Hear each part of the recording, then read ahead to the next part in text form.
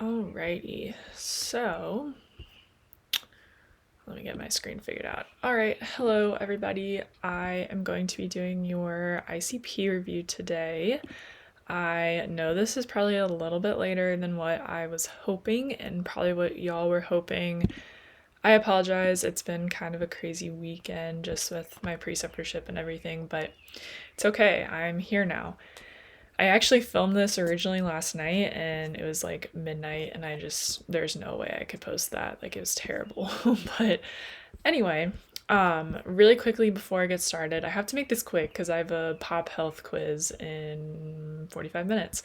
I just wanted to say kind of what the plan is for this week because I know you guys have your first exam on Tuesday.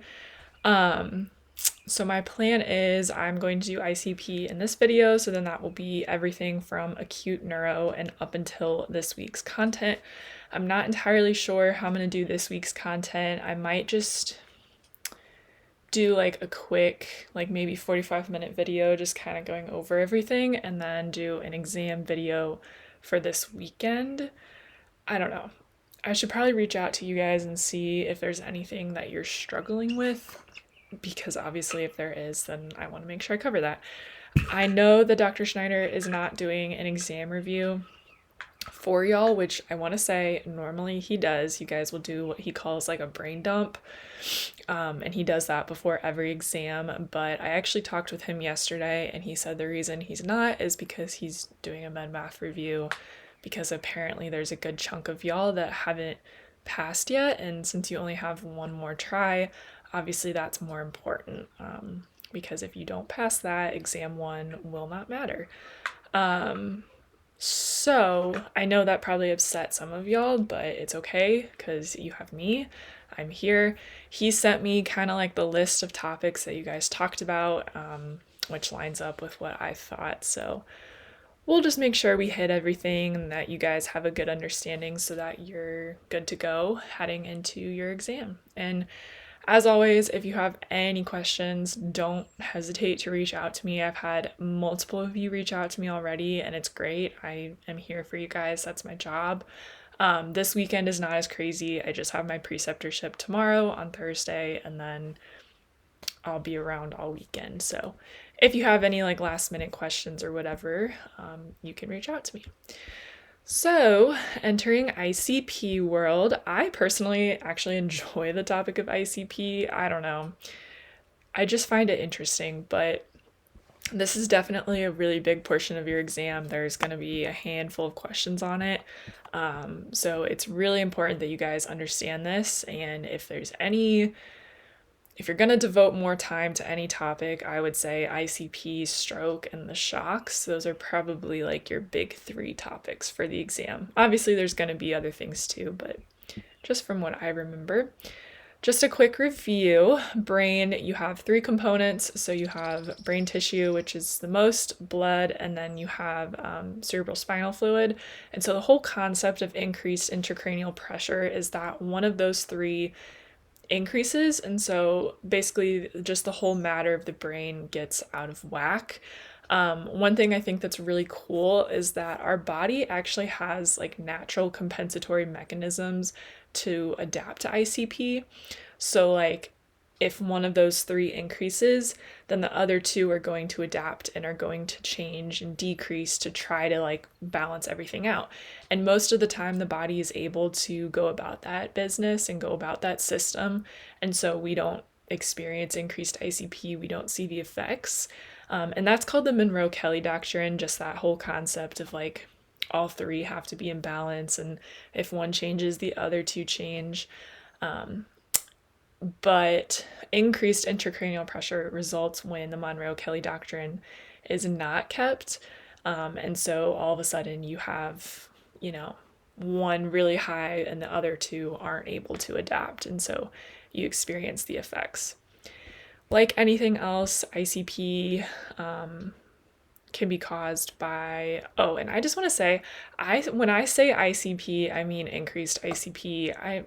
ICP, like that's No, I'm not going to say that. So when I say ICP, I'm talking about increased intracranial pressure. So ICP can be caused by primary, secondary injury, pretty much just like anything else you guys learn about. So primary is like at the time of the injury, so with a car crash and you immediately have increased ICP. Secondary is going to follow a primary injury, so maybe there's hypoxia and over time you get ICP, something like that. Like I said, there's compensatory mechanisms, so alterations in CSF fluid, blood volume, tissue, that are going to help keep everything normal. Your normal ICP, definitely need to know this, is 5 to 15. So anything that's over 15 is a concern, but especially if above 20 and that's like sustained. If you have an ICP above 20 and it's sustained, then you're like classified as having increased intracranial pressure. Okay, cerebral perfusion pressure. When I tried to film this last night, I definitely did not explain this very well. Okay, so CPP, I know Dr. Steiner went on like a tangent about this with us, and like it wasn't on the exam like specifically about CPP, like you don't have to know how to calculate it or anything. However, I think it's very critical that you understand this concept of the CPP versus the MAP, because that's how it pertains to symptoms of ICP, if that makes sense. So as you guys know, mean arterial pressure, that's one of the values that you get with blood pressure, and that's just looking at how well the heart is pumping blood throughout the body. And then CPP, cerebral perfusion pressure, is the amount of pressure it's taking to get blood to the brain. So if you have a high CPP, that means that there's something wrong, there's a struggle. And so basically what has to happen in order for your brain to get good oxygenated blood flow is you need to have a cerebral perfusion pressure that overcomes the pressure inside the head. And so as we have more ICP, then that means there's a struggle, because obviously we have to work harder to get the blood to the brain, if that makes sense. And so that means that your MAP is going to rise, the mean arterial pressure, because now your heart is pumping faster to raise that CPP and get blood to the brain. And so that's why, and we'll talk about this, one of the symptoms of ICP is high blood pressure. So that is that. Patho, I mean, this isn't patho, you're not going to be tested on the patho of ICP, but just kind of understand, there's some sort of insult to the brain that's going to result in an inflammatory response, cerebral edema, that's going to cause that increased intracranial pressure and just overall vasodilation. Okay, signs and symptoms of ICP. I have a couple different sections on this. I have overall signs and symptoms, and then I have early versus late, which I believe was something that we did have to know the difference between. The earliest sign and the best indicator, literally if there's one thing you're going to take away from this video, it needs to be this. The earliest sign and the best indicator of increased ICP is LOC changes. So like restlessness, irritability, I can never say this, lethargic. That is your earliest sign and your best indicator. Sometimes on exams, professors like to trick you because they'll throw in irritability, and students don't always realize that that's indicative of an LOC change. So that's why I say a change in LOC could be irritability, it could be drowsiness, lethargic, anything like that. A headache is also a sign, so it could be continuous, worse in the morning, vomiting. One thing that's important with vomiting is it's usually projectile, and there's usually no nausea with it, because the vomiting center is located in the brain, if you remember. And so with increased ICP, that pressure presses on the vomiting center and it just leads to vomit without the nausea. You might have evidence of a cerebral spinal fluid leak. The other really big sign and symptom that you need to know is Cushing's triad. So I would say LOC and then Cushing's triad are like two of the biggest. So Cushing's triad is that whole wide impulse pressure. So you're gonna have increased blood pressure, decreased heart rate, and then increased respirations. And those respirations are gonna be irregular. They're gonna be the Cheyne-Stokes respirations, which are like they're the respirations that a lot of times you hear before death. They're just like apneic and irregular. But it's important to note that Cushing's triad is a late symptom. So any sort of vital change is going to be late. You can't just have that like overnight. Whereas like LOC changes, those can happen really quickly. And the reason this all goes back to the cerebral perfusion pressure, the whole reason that the blood pressure is higher is because that map is trying to overcome the cerebral perfusion pressure.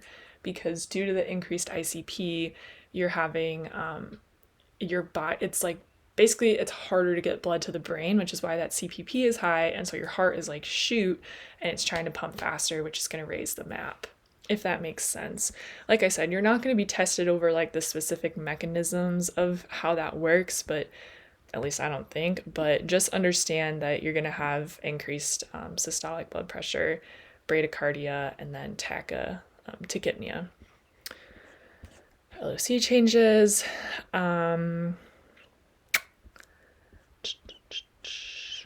Another thing is you can have pupil changes, so that's why PERLA is really, really important when you're assessing somebody that you suspect to have increased ICP. So you're going to need to do the, shine the light, have them follow your fingers, and you're checking if the pupils are equal, round, reactive to light, and accommodation. One thing I have highlighted that I'm pretty sure I've already talked about is how if you have a fixated pupil, that is a medical emergency. You need to, get help right away because that is usually indicative of a herniation in the brain. So a fixed unilateral dilated pupil is considered a neurologic emergency. You can also have oculomotor nerve compression, which is another thing you can see with PERLA because that's going to result in it could result in unilateral dilation of the eye. You might not have response to light, can't move your eye up. So that's why PERLA is really important. Papilledema, that's when you shine the light in your eye and you can see an optic disc because of the swelling of the nerve. Other symptoms, decreased motor function. So you could have the positioning changes. So decorticate, which is when you're like this.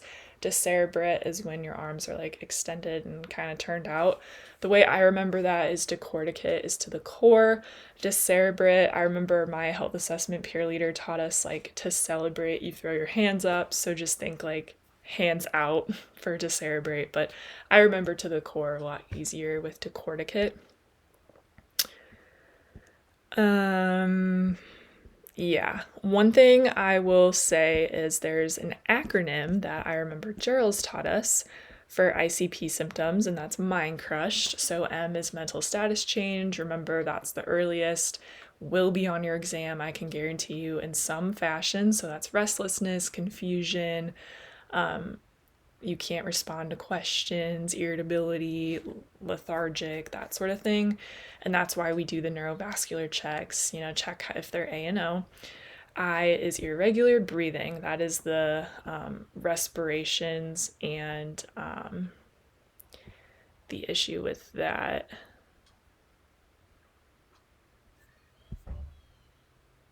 Oh, okay, hold on. Okay, yeah, that did not make any sense what I was saying. I was like, I don't think it's increased respirations. Okay, Cushing's triad is increased blood pressure, decreased heart rate, and decreased respirations. I was like, I don't think you have tachypnea before you die. I'm pretty sure it's the other way. Okay, I will comment that when I post this video, but the reason I got that confused is because I have the shock triad in my notes and I think I read off of that. So rewind, Cushing's triad is increased blood pressure, decreased heart rate, decreased respirations because they're irregular, and chain stokes. So, like I said, I will type that out. Sorry, I did not even realize I was making that mistake. So I is irregular breathing. Once again we talked about that is a late sign. The N stands for nerve changes due to optic and oculomotor nerve swelling as a result of the pressures. So that's what I talked about with Perla and how you might have the papilledema, pupil changes, you might have double vision. Doll's eyes can happen, which is where like if a patient just like turns their head, their eyes are going to roll to the side. D stands for the decerebrate or decorticate positioning. C is Cushing's triad, which once again, remember that's a late sign because that deals with vital sign changes, and your vital sign changes come from brainstem like pressure, and that's not something that can just like happen overnight, if that makes sense. So that's going to be your increased systolic blood pressure, decreased heart rate, and then the abnormal breathing with the chain stokes.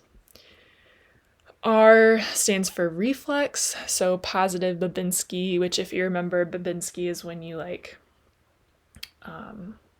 trace the foot and the toes. If they fan out, that's abnormal because in an adult they should curl.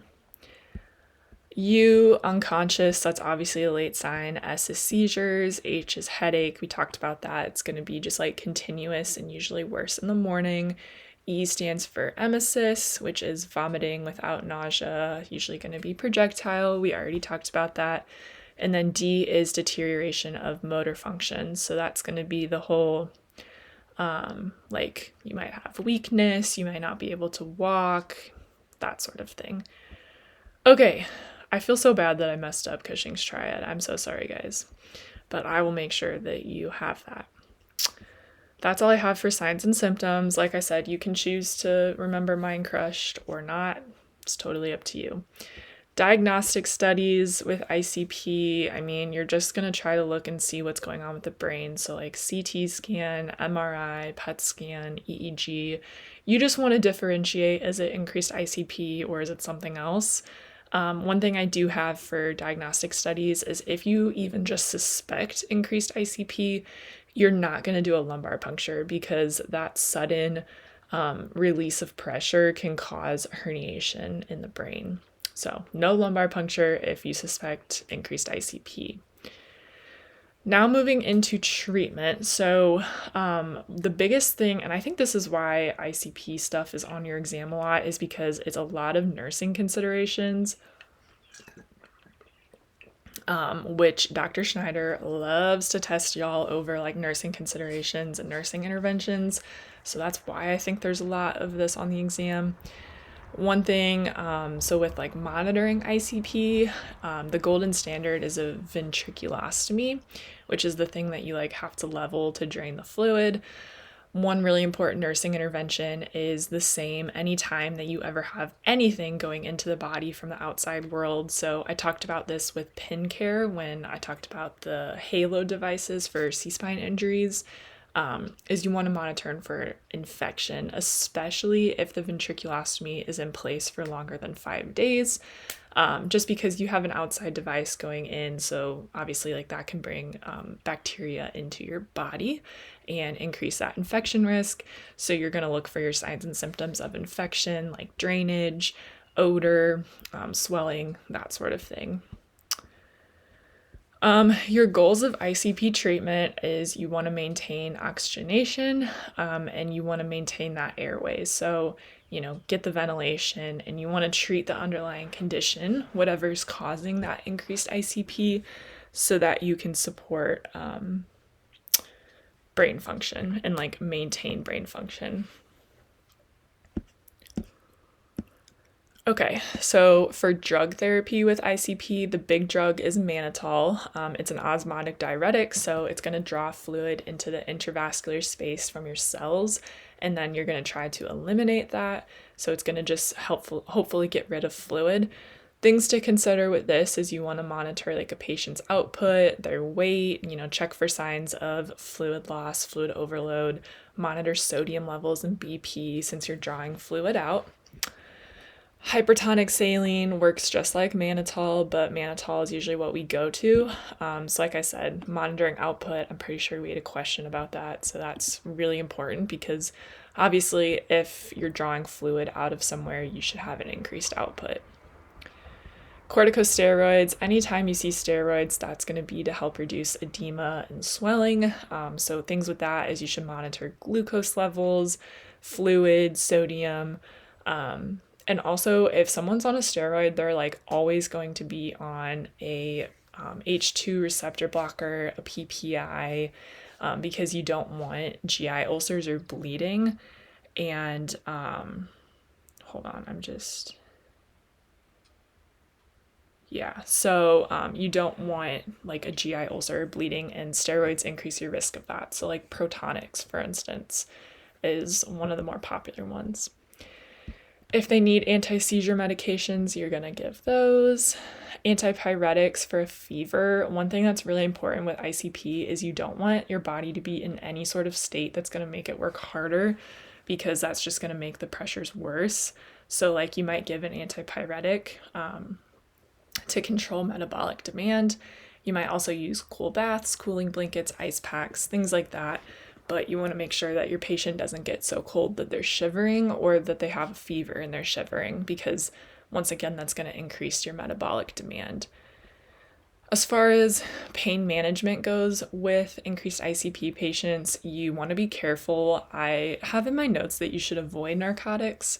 Obviously, if they're in severe pain, that's probably a different story, but you want to be careful with narcotics, at least at the very minimum, because narcotics can cause sedation, and so that might mimic signs and symptoms of ICP, or it might even hide symptoms, which is obviously a problem.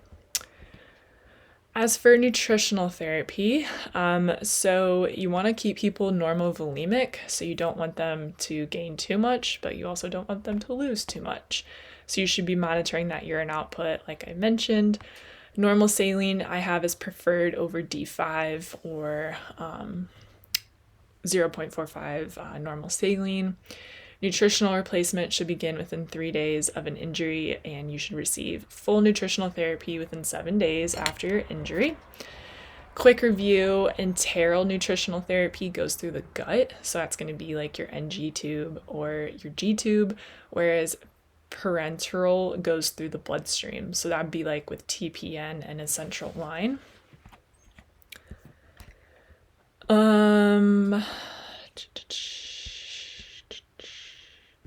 Okay, and then one thing that's really important with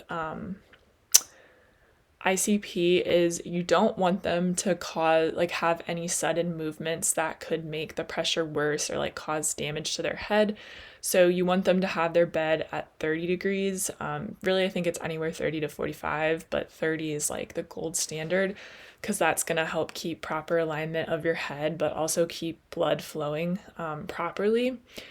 You want the head to be midline. You don't want any flexion of the neck, because that's going to decrease your venous return. You don't want you don't want any flexion of the hips. You want to have or maintain your intra-abdominal and thoracic pressure. So you don't want your intra-abdominal pressure to be super high. That's why we don't flex the hips with ICP patients. So one thing that's really important with this that I remember we talked about, and I'm pretty sure we had a question on the exam, was this is why ICP patients are going to be on some sort of bowel regimen, because you don't want them straining when they are trying to have a bowel movement, because that's going to increase their intra-abdominal pressure and thus increase their ICP even more. That's also why you don't want them to be constipated. Like I said, you don't want them to have a high temperature, so you want to monitor their temperature pretty closely. You can give the antipyretics, remove extra blankets, decrease the room temperature, give cool baths, and you don't want them to shiver, because that's going to increase the metabolic needs and therefore their ICP. You want to monitor their airway. I already mentioned that. So you want to watch out for hypoxia and hypercapnia, which hypercapnia, that's an increase of carbon dioxide levels that can result from the vasodilation that happens with ICP. So, monitor your blood gases, your oxygen levels, suction if you need to, but don't ever suction longer than like 10 seconds. And you want to make sure that you oxygenate your patients with 100% before and after you suction.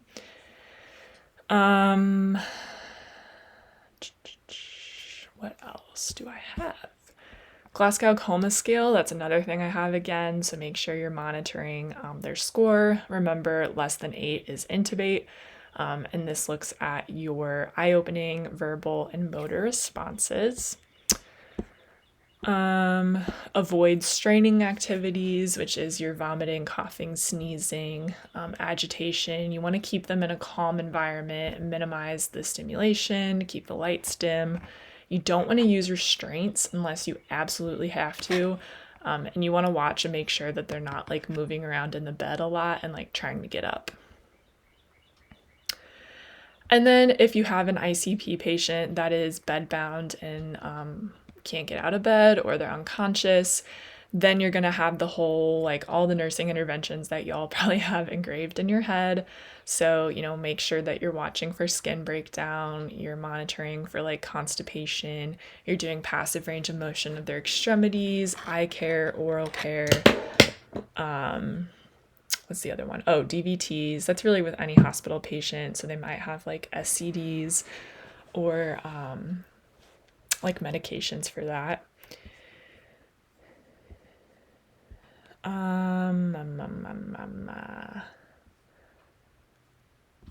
Another thing I have with meds is barbiturates. So barbiturates decrease cerebral metabolism and blood pressure, which in turn helps to decrease ICP. So that's all I have on that. And then going back to mannitol, I remember, so I think I mentioned there was a question on mannitol in the exam, and I actually remember it now. So one thing with mannitol that you really want to be careful about is you want to watch for that fluid overload. So you're going to look for those signs and symptoms of heart failure. So you're going to listen for crackles like heart and lung sounds. That's really bad. Watch their fluid, that sort of thing. Okay, I feel like that's all I have. I already went through and looked at Dr. Schneider's PowerPoint for this, and I feel like we talked about so much more with ICP, so maybe it's not going to be as big of a thing on your exam, but avoid straining, hip flexion, keep the head elevated. Oh, if they need seizure precautions, do that. Careful with restraints. But ultimately, you want to keep their ICP within normal parameters and maintain brain function. Okay, so that is all that I have on ICP. Nice, was able to do that in under 30 minutes. Like I said, I'm trying to figure out what is going on or what I want to do for your exam review, but if you have any questions, feel free to reach out to me. And if you guys have any suggestions for me, definitely let me know. Like I said, I've been in close communication with Dr. Schneider, and we both feel that, we'll really be able to tell how well we're doing after this first exam. So obviously, like depending on the results, we may tweak what we're doing. But I have confidence that you guys will do well on this exam. I did not think that his exams were like overly complicated. I feel like if you go to class, you take notes, you pay attention, and you've been studying from the start, you'll be completely fine. I was able to get A's on all of his exams doing just that. So if you have any questions, though, reach out to me. You can text me, email me, DM me on GroupMe, whatever, and I will talk with you guys later.